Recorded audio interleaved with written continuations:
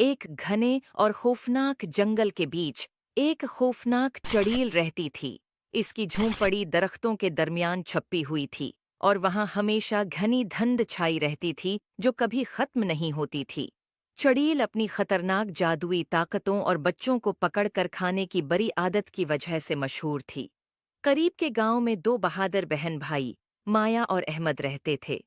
उन्होंने चड़ील के खौफनाक किस्से सुने थे मगर उन पर कभी यकीन नहीं किया। एक दिन दोपहर को उनकी तजस्सुसियत बढ़ गई और उन्होंने काली वादी के किनारे का जायजा लेने का फैसला किया।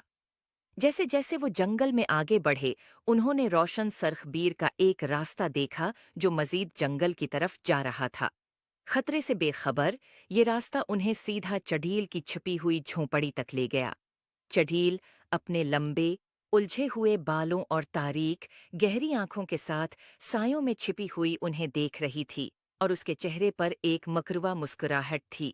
उसने एक जादू किया जिससे उसकी झोंपड़ी का दरवाजा खटाक से खुल गया। आओ अंदर आओ प्यारे बच्चों, चुड़ील ने एक मीठे अंदाज में कहा। मेरे पास मज़ेदार मिठाइयाँ और जादुई चीज़ें हैं जो तुम्हें दिखाऊंगी। मिठाई के लालच में माया और अहमद अंदर चले गए। झोंपड़ी के अंदर उन्हें एक मेज़ मिली जो हर किस्म की मिठाइयों से भरी हुई थी। जैसे ही उन्होंने खाना शुरू किया उन्हें शदीद नींद आने लगी।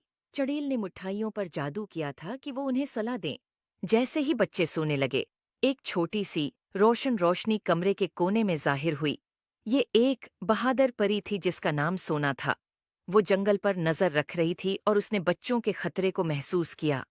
सोना ने अपनी नन्ही छुरी से एक ताकतूर जादू किया जिसने बच्चों पर लगी जादुई नींद को तोड़ दिया। माया और अहमद जाग गए, हैरान लेकिन महफूज थे। सोना ने उन्हें जल्दी से दरवाजे की तरफ रहनुमाई की और उन्हें फरार होने का इशारा दिया।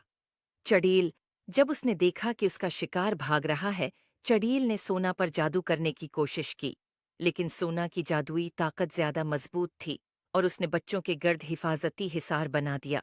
अपनी छुरी के एक और वार से सोना ने चड़ील को एक ततली में तब्दील कर दिया।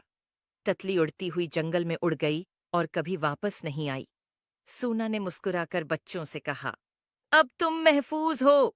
हमेशा याद रखो, तजस्सुस तुम्हें खतरे में डाल सकता है लेकिन बहादुरी और मेहरबानी तुम्हें हमेशा बचाएगी। उम्मीद है आपको स्टोरी पसंद आई होगी। Please like and subscribe my YouTube channel.